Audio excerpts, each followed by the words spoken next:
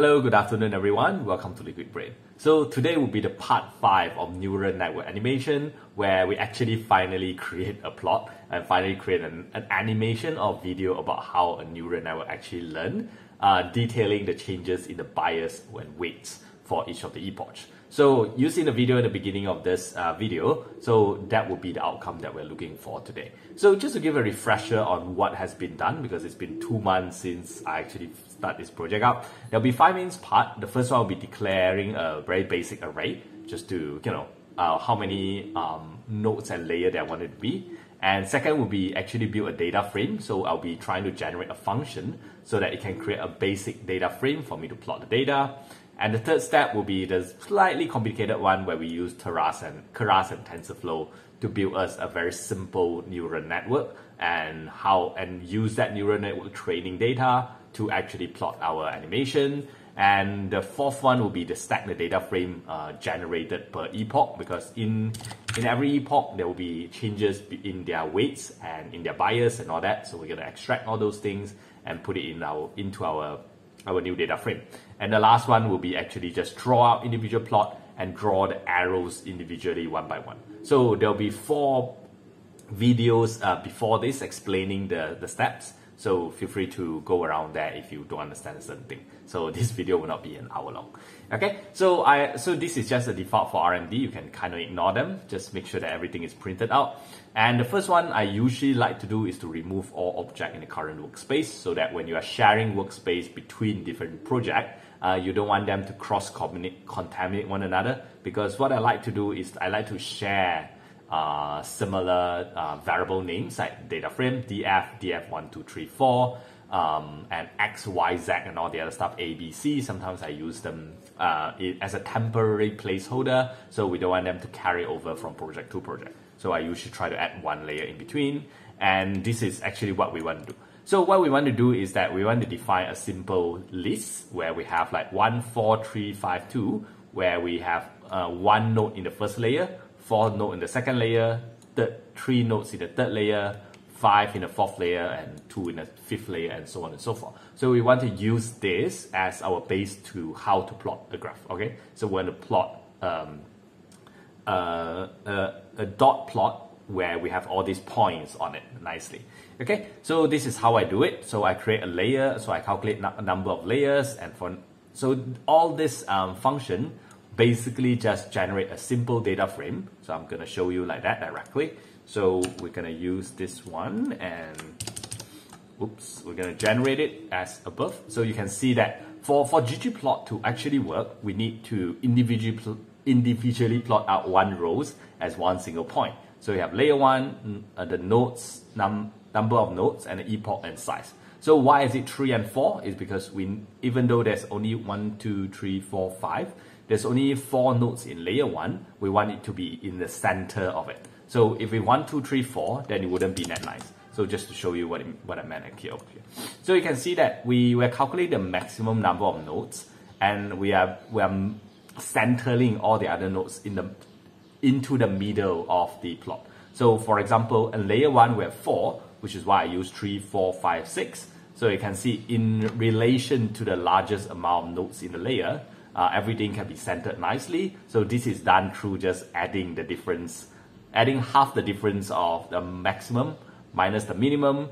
So in this case, 8 minus 4, that's 4.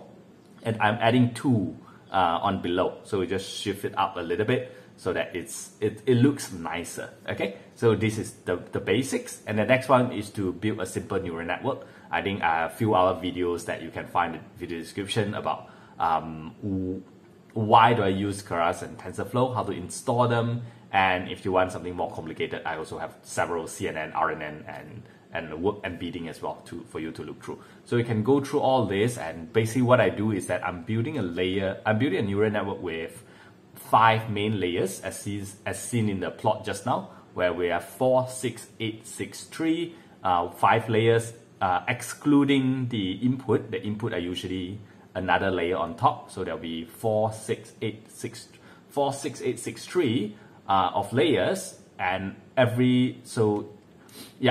layers, and the number of nodes is 4, 6, 8, 6, 3. which is exactly the same as what we plot just now. So the next one, of course, is to train the neural network and get the bias and weight a bit. So yeah, before we do that, I also need to stack the data frame on top of each other. My overall not found because I have not actually run the neural network yet. It's actually generated here, and I'm not going to run this now. Yeah, I'm just going to run it and talk this through. It should be quite fast. Okay, so generating neural network is relatively straightforward. You just get the training data and the training label, and you try to connect the model from the input to the output, just making sure that your input shape is 4, which means that the input towards neural network has 4 main parameters, and the output has 3. Okay, so this has to be the same as your neural network here, where the last one is 3, but the 4 in front doesn't matter because they're input, and this is the first layer. That's slightly different over there. Okay, so once I'm done, I'm actually piping all the weight on, the weight, the history, the accuracy, and the bias to object called overall. So the overall contains 2 things. Overall contains here.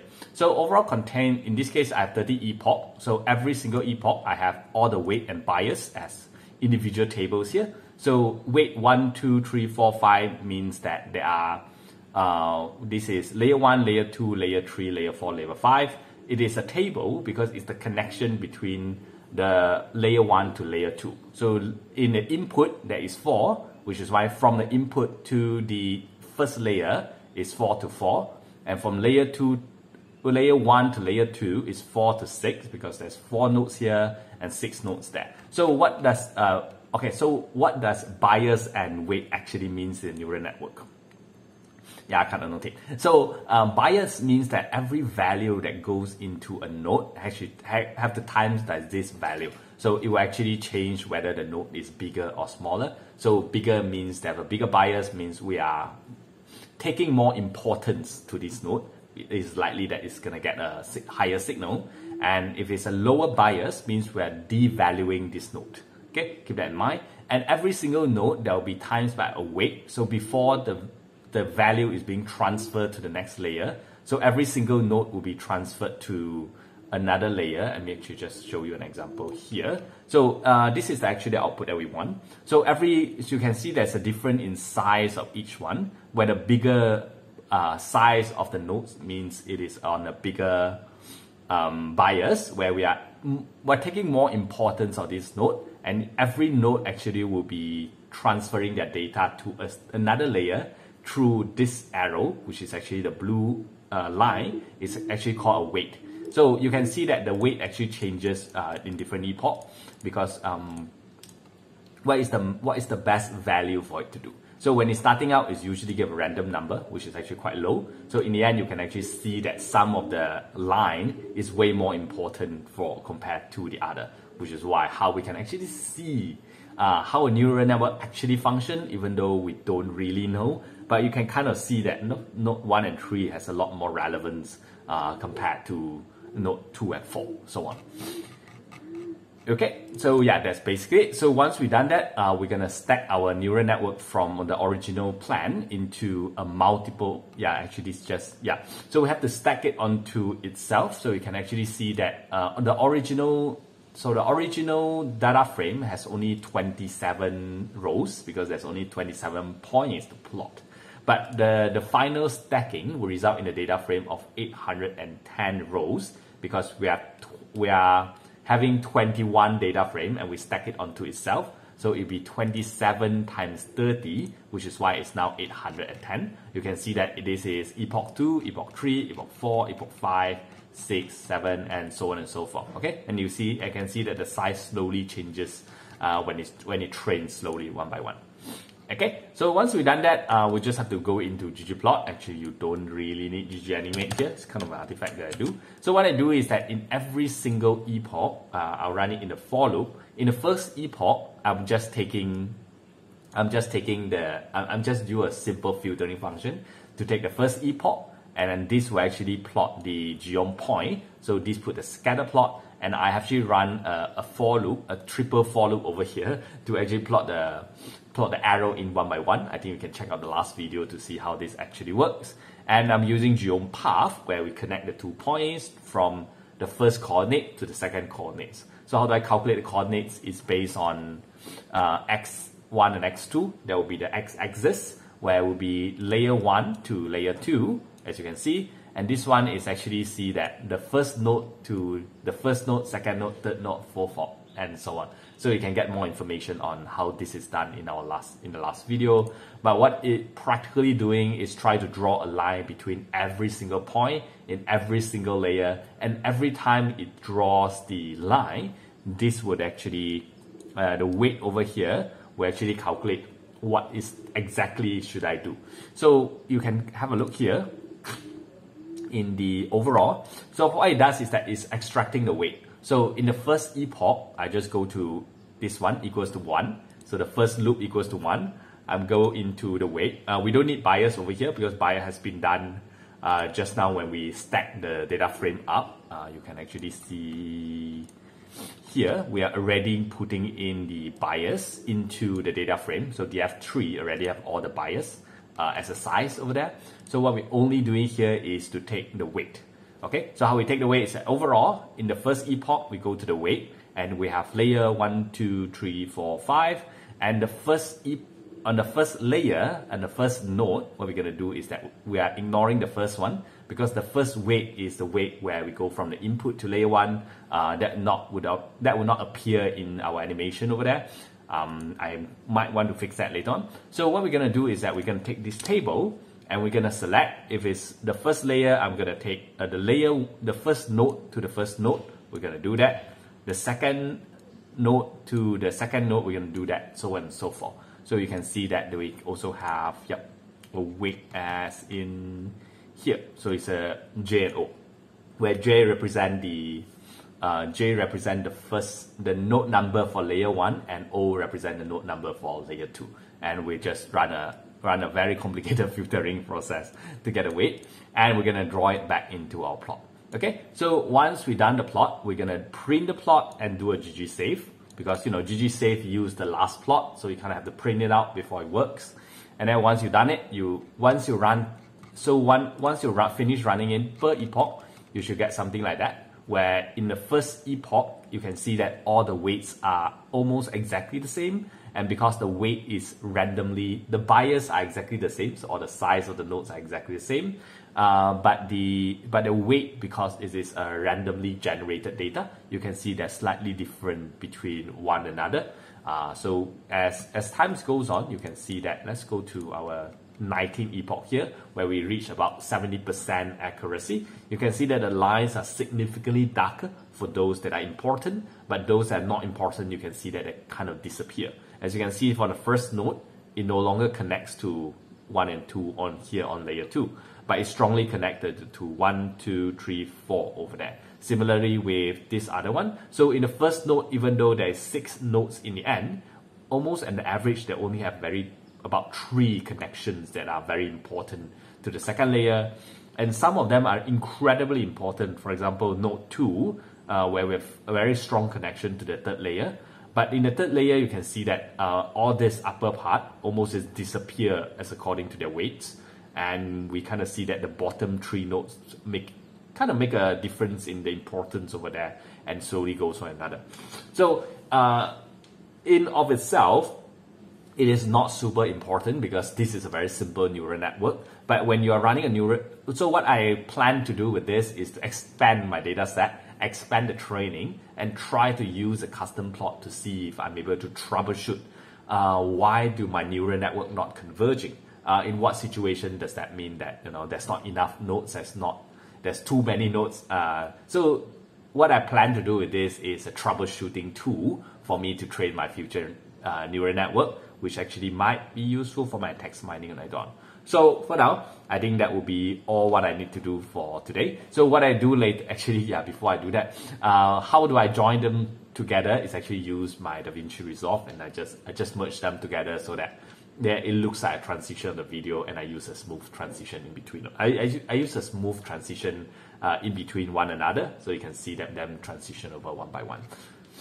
And you can see the final node will look somewhat like that.